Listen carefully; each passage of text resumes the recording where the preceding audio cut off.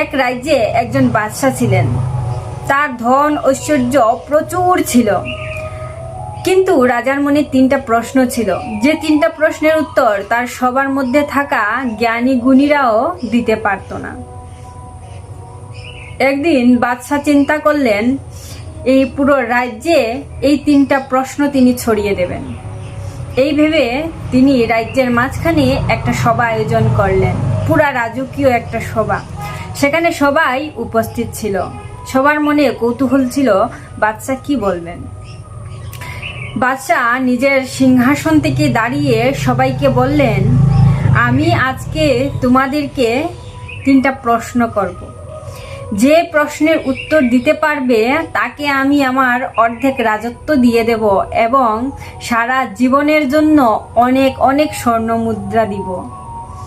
এটা শুনে সবাই থাকা সবার মুখে লোভ জাগলো। 3টা প্রশ্নের উত্তর তো যে কেউ দিতে পারবে। এইভাবে সবাই সামনে এগিয়ে আসলো। এবার বাদশাহ তার আরেকটা শর্ত রাখলো, যে এই প্রশ্নের উত্তর দিতে পারবে না তার কিন্তু গলা কাটা হবে। এটা শুনে সবাই দূরে সরে গেল। একদম শান্ত পরিবেশ, কেউ সামনে নেই, রাস্তা পুরা ফাঁকা। কিছুক্ষণ পর একজন যুবক বাদশার সামনে এসে দাঁড়ালেন। যুবককে দেখে সবাই একটু বিস্ময়ের চোখে তাকালেন। বললেন, আমরা এত গুণী জ্ঞানীরা হয়েও এই 3টা প্রশ্নের উত্তর দিতে পারবো না, আর সেই কিনা একটা গরিব ফকির ছেলে এসে তার উত্তর দিবে। বাদশাও মনে মনে হাসলেন। এবার যুবক বাদশার পাশে গিয়ে বলল, বলুন আপনার কি প্রশ্ন। তখন বাদশা বললেন, তোমার কি তোমার জীবনের সাথে মায়া নেই যে তুমি আমার এই 3টি প্রশ্নের উত্তর দিতে এসেছ, যেখানে বড় বড় জ্ঞানী গুণীরা এই 3টা প্রশ্নের উত্তর দিতে পারেনি। তখন যুবক বলল, আমি এতিম, আমি মরে গেলে আমার পিছনে কাঁদার জন্য কেউ নেই, আর জিতে গেলে তো আমি অর্ধেক রাজত্ব পাব। বাদশা তার কনফিডেন্স দেখে খুব খুশি হলেন এবং বললেন, ঠিক আছে, চেষ্টা করতে পারো, কিন্তু যদি পারো না তোমার গর্জন কাটা যাবে। যুবক বলল, ঠিক আছে। তখন রাজা তার 3টা প্রশ্ন তার সামনে রাখলেন। আমার প্রথম প্রশ্ন হলো, মানুষ ফ্রিতে পায় কিন্তু কোটি টাকার বিনিময়েও সেটাকে কিনতে পারে না। আমার দ্বিতীয় প্রশ্ন হলো, কোন জিনিস সবচেয়ে বেশি শক্তিশালী কিন্তু মানুষ তাকে নিয়ন্ত্রণ করতে পারে। আমার তৃতীয় প্রশ্ন হলো, এই পৃথিবীর সত্যি কি আর সবচেয়ে বড় মিথ্যা কি। যুবক তখন বলল, আমার কাছে এই 3টা প্রশ্নের উত্তর এখন নেই, কিন্তু বাদশা সাহেব, আপনি আমাকে 40 দিন সময় দিন আর আমাকে একটা ঘোড়া দিন। আমি 40 দিন সূর্য ডুবার আগে আপনার সামনে এই 3টা উত্তর নিয়ে আসব। সবাই না বললেন যে এই যুবকটা পালিয়ে যাবে ঘোড়া নিয়ে আর ফিরে আসবে না, কিন্তু বাদশা তাকে বিশ্বাস করে বললেন, ঠিক আছে, তুমি এখান থেকে একটা ঘোড়া নিয়ে যাও, আর 40 দিন সূর্য ডুবার আগে যদি আমার কাছে উত্তর নিয়ে আসো না, তাহলে তোমাকে পাতাল থেকে খুঁজে হলেও গলা কাটা হবে। যুবকটি মাথা পেতে হ্যাঁ বলল। তারপর সেই যুবককে একটা ভালো ঘোড়া দেওয়া হলো, যাতে সে এই পুরো রাজ্যে পরিক্রমা করতে পারে, যেখানে খুশি সেখানে যেতে পারে। যুবক প্রায় 30 দিন ধরে অনেক বড় বড় জ্ঞানী গুণীদের কাছে গেল, কিন্তু এই 3টি প্রশ্নের উত্তর নিয়ে আসতে পারলো না। 30 দিন পার হওয়ার পর সে একটা মরুভূমির দিকে রওনা হলো, যেখানে নির্জন, কেউ নেই, তার অনেক জল তৃষ্ণা পেয়েছে। কিছু দূরে বালির উপর একটা ভাঙাচোরা ঘরের সামনে দেখে একজন ভিক্ষুক আর তার সাথে একটা কুকুর। সে ভাবলো কেন না ওখান থেকে গিয়ে একটু জল খেয়ে আসি, আর ভিখারিটার কি বলতে পারবে। সামনে যেতে না যেতেই দেখে ভিখারিটা একটা কুকুরের সাথে খাবার খাচ্ছে। যে খাবারটা সে খাচ্ছে কুকুরটাও সেই খাবারটা খাচ্ছে। তার ঘৃণায় বমি আসতেছিল, সে আর জল খায়নি। সে ফিরে আসতেই যাচ্ছিল, তখন সেই ভিখারিটা বলল, এত দূর থেকে এসেছো, যে প্রশ্নের উত্তর জানার জন্য সেগুলো তো জেনে যাও। সে কিছুটা অবাক হয়ে তার কাছে গেল। সে কিভাবে বুঝলো যে আমি এত দূর থেকে এসেছি 3টা প্রশ্নের জন্য।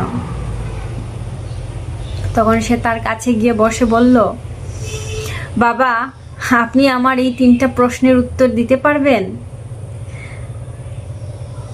সে তার সাথে হওয়া ঘটনা সবকিছু সেই ভিখারিকে বলল। তখন সেই ভিখারি একটু হাসলো এবং বলল, এত সহজ 3টা প্রশ্নের উত্তর তুমি খুঁজছো? ঠিক আছে, আমি তোমাকে 3টা প্রশ্নের উত্তর বলে দেব, কিন্তু তার জন্য তোমাকে অনেক মূল্য দিতে হবে। সে বলল, কোনো ব্যাপার না, আমি বাদশার কাছ থেকে যে সম্পত্তি পাবো তার থেকে তোমাকে অনেক সম্পত্তি দিয়ে দেব। সে বলল, না, আমি তোমাকে 2টা প্রশ্নের উত্তর ফ্রিতে বলবো, আর 3 নম্বর প্রশ্নের উত্তর বলার আগে তোমাকে তার দাম দিতে হবে। যুবক হাসি মুখে সেটা মেনে নিল এবং প্রথম প্রশ্ন ফকিরকে যখন জিজ্ঞাসা করলো, ফকির তখন জবাব দিল, তোমার প্রথম প্রশ্ন হলো, কোন জিনিস মানুষ ফ্রিতে পায় কিন্তু 1000 টাকার বিনিময়েও সেটা আর কিনতে পারে না? সেটা হলো সময়।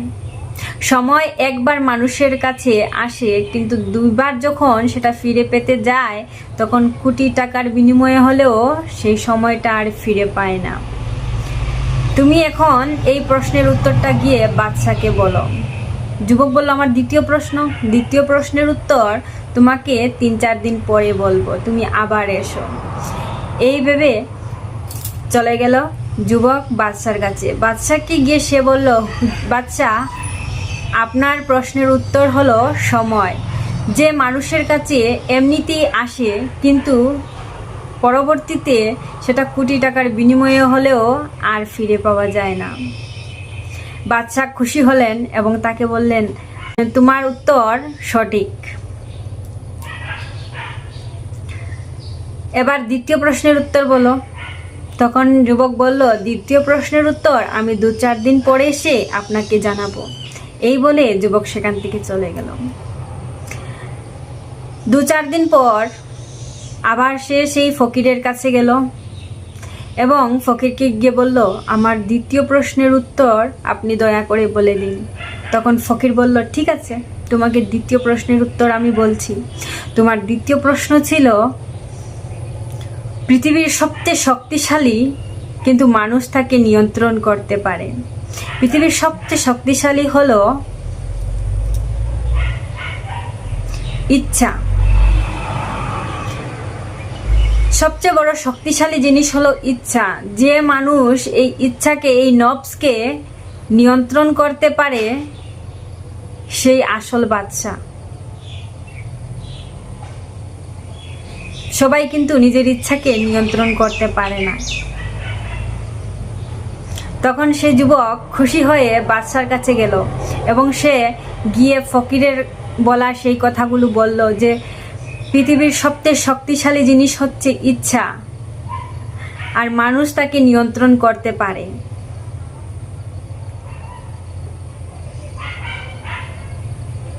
যে মানুষ এই ইচ্ছাকে নিয়ন্ত্রণ করতে পারে সেই হলো আসল বাদশা। এবার হলো তৃতীয় প্রশ্ন। তৃতীয় প্রশ্নের জন্য ফকির বলেছে, তুমি একদম 40 দিনের দিন আসবে আমার কাছে। সূর্য ডুবার আগে তোমাকে এই উত্তরটা আমি দিব, কিন্তু তার জন্য আমার মূল্য লাগবে। তখন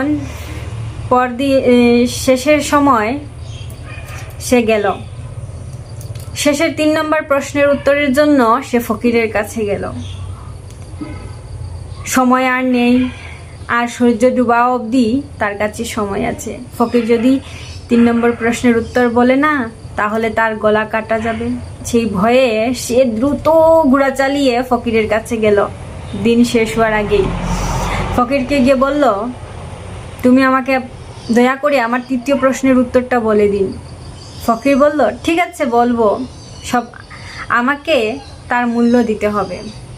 যুবক বলল, ঠিক আছে, তোমাকে আমি তোমার মূল্য দিব, কি যাও তুমি? তখন সে বলল, তোমাকে এই দুধটা খেতে হবে, যে দুধটা অর্ধেক কুকুরে খেয়েছে, বাকি অর্ধেকটা সে যুবককে দিয়েছে। সে ঘৃণায় না বলল, না, আমি এসব খেতে পারবো না। শাস্ত্রে মানা আছে এটো খাবার খেতে নেই, আমি খাবো না। তার কাছে আর কোনো রাস্তা ছিল না। ফকির বলল, ঠিক আছে, খাবে না, তাহলে আমি তোমাকে 3য় প্রশ্নের উত্তরও বলবো না। তখন যুবক ভাবলো, আমি যদি 3য় প্রশ্ন নিয়ে বাদশার সামনে না যাই তাহলে আমার গর্জন কাটা যাবে, আর যদি আমি এই এত দুধটা খাই তাহলে আমার মান সম্মান সব কিছু চলে যাবে। অনেক কষ্ট করে সে ওই দুধটুকু খেয়ে নিল। খাবার পর সে ফকিরকে বলল, এবার বলো আমার 3য় প্রশ্নের উত্তর। তখন বাদশা খুশি হয়ে তাকে ধীর গলায় বললেন, আমি তোমার কাছ থেকে এই দামটা কেন নিয়েছি জানো?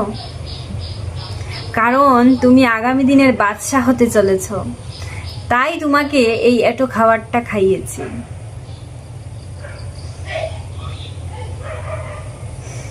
এবার শোনো আমার 3 নম্বর প্রশ্নের উত্তর। 3য় প্রশ্ন ছিল, পৃথিবীর সবচেয়ে বড় সত্যি কি, আর পৃথিবীর সবচেয়ে বড় মিথ্যা কি?